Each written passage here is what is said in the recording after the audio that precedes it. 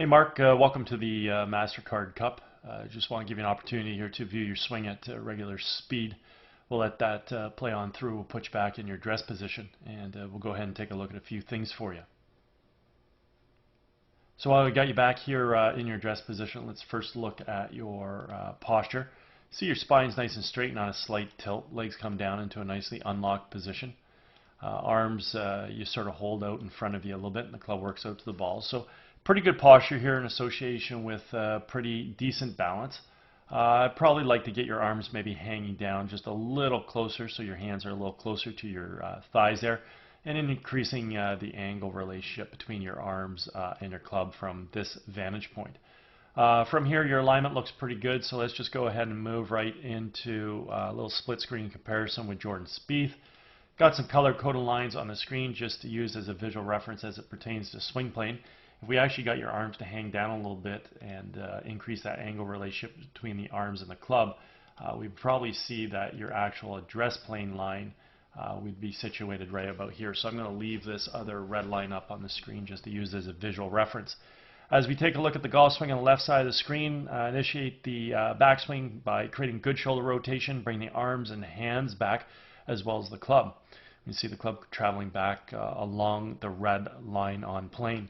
Also in the early stages of the golf swing, we want to incorporate some good wrist hinge into play where we're going to transition the club head from currently being below and in front of our hands to getting that club head above and behind our hands. Really important move in the early stages of the golf swing.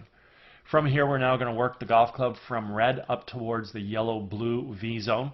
When we finally set the club at the top of the backswing, we want to have the left arm of the club either situated on the yellow line, anywhere in between the blue-yellow V zone, or physically up on blue as we see with Jordan Spieth. We want to create full shoulder rotation and do this with a very stable right leg, all the while maintaining the posture axis that we achieved at address.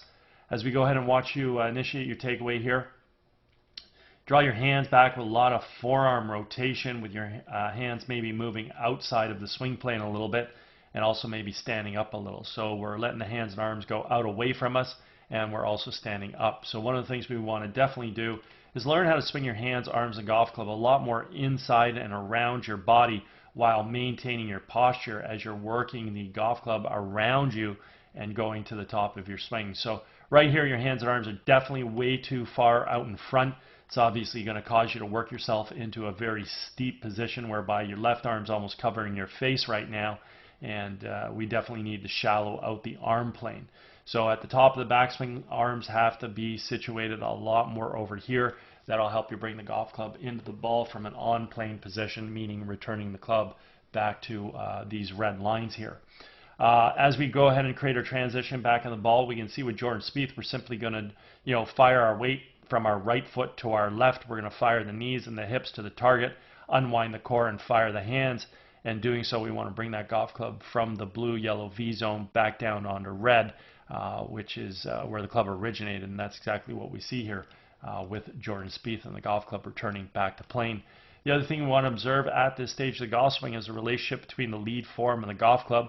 Refer to this as the backwards check mark. It simply means the club head right now is remaining above and behind his hands coming into the hitting zone, and this is what's going to allow us to create a lot of power in our golf swing, let alone also his ability to hit the ball straight due to the fact that, again, the club has returned back to plane, which is the main criteria in producing straight golf shots.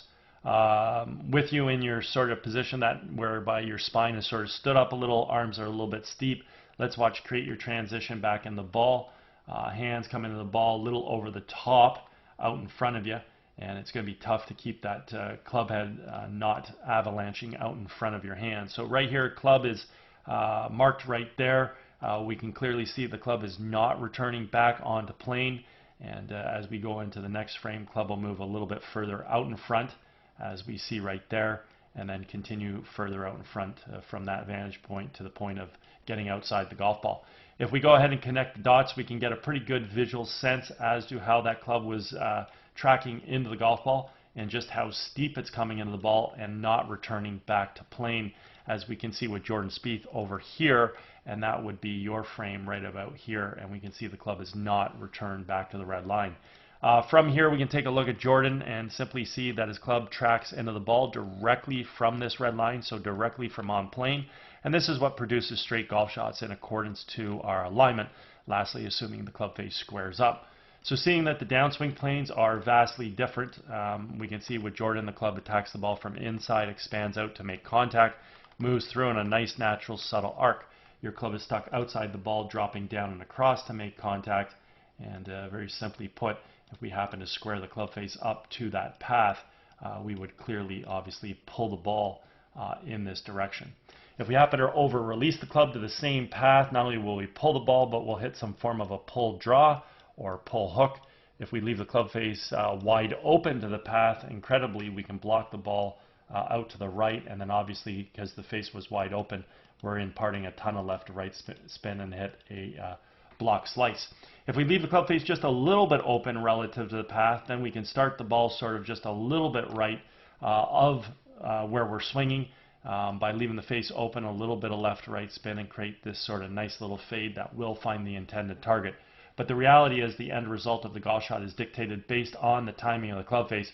Because the club is attacking the ball from the outside, let me just clear that off, because the club is attacking the ball from the outside, striking the ball, moving to the inside, again, the end result is dictated based on the timing of the club face. Square it up follows red, over release it follows the smaller red arrows, under release it follows blue, and if we time it properly, we'll follow yellow. Other thing I want to pay attention to of here at impact is your right foot is flat on the ground. We can see with Snedeker that, not Snedeker, sorry, with Jordan Spieth, we can see that his right heel's off the ground, getting up on the toe of the right foot, and as we continue to move through, he continues with his foot activity whereby he gets up off his right heel onto his toe of his right foot and stands on his left side, fully rotating through the golf shot. With you, let's see if you create any footwork at all through the swing. You actually do coming through a little bit there, so that allows you to carry through to the finish. It's late, but at least it's happening, so that's fantastic. Overall, some really nice athletic characteristics in your golf swing. Your hands work really well. They come back, they fire through. Your core works well. You coil and you uncoil. You create decent footwork that allows you to get through to a good finish. Your setup's pretty decent with your posture, your balance, your alignment's pretty good. It's just unfortunate that, you know, we really let these hands and arms move out away from us, rolling those forearms and picking the arms up and getting in too steep of a position. So if we can learn to swing those hands and arms inside and more shallow, getting the arm set obviously in a shallower position at the top of the backswing, that'll automatically have a domino effect and allow you to come into the ball better and a little closer to the plane.